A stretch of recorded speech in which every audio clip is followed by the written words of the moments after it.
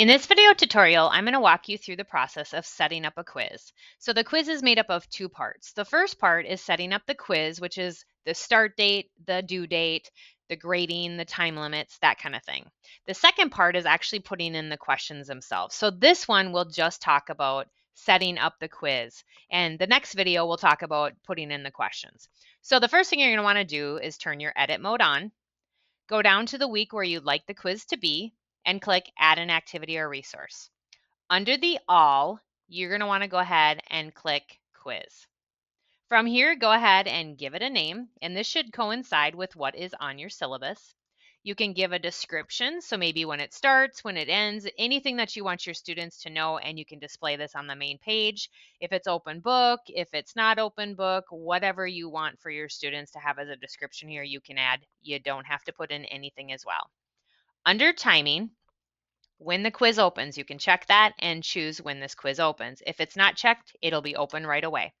Close the quiz. This is when they have to complete the quiz. So I'm going to say by September 25th. And you can put in a date and time here as well. So if you want to have a time limit, you can put in based on seconds, minutes, hours, days, or week for a time limit for this quiz. If you don't have a time limit, you can uncheck enable.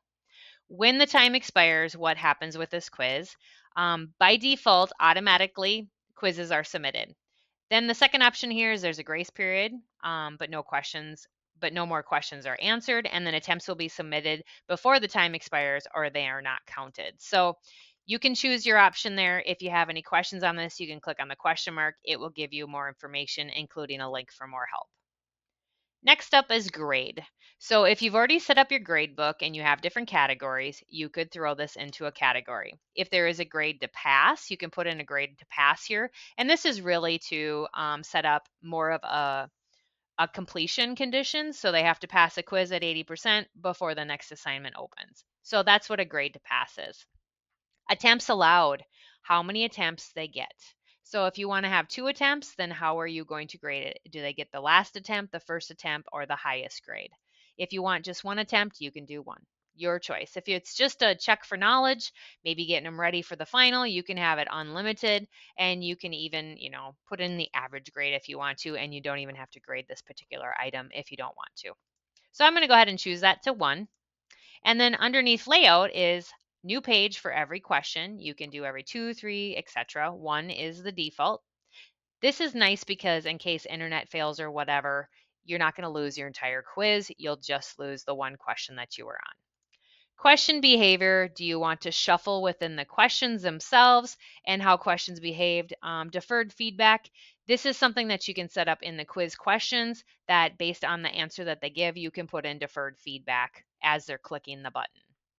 An important one here is the review options.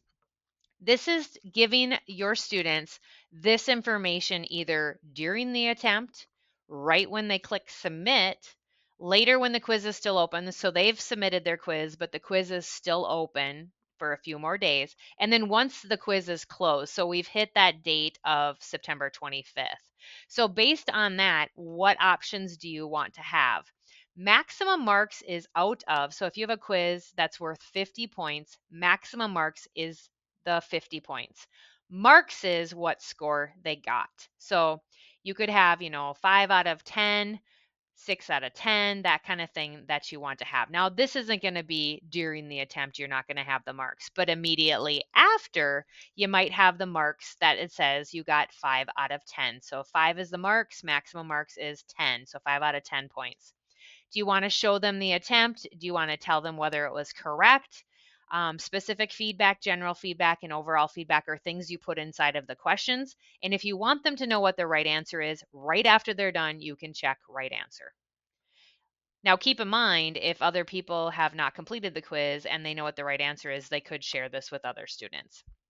Later when the quiz is still open, so later on, a day later, a week later, when the quiz is still open, but they've completed, again, what options do you want them to have displayed here? And then when the quiz is closed, maybe at this point you'd like them to see what the right answer is. That is completely up to you. If you have any questions, again, on what these different options mean, please click on the question mark there, and it gives you a definition of what that means. Appearance, really nothing here. How many decimal places and grades? We do not use any type of proctoring, so safe exam browsers we're not going to use. Really, everything else, you are good to go. We can go ahead and click on Save and Display. At this point, my quiz is set up, and the next video will talk about going in and adding questions into my quiz. If you want to change anything within this quiz, you can click on Settings and change anything within here again. If you save and return to course, it'll just take you back to your main part of the course. And again, if you want to come into this quiz, you can click on Quiz 1, or you can go ahead and click on the 3 little circles to make any changes by clicking Edit Settings.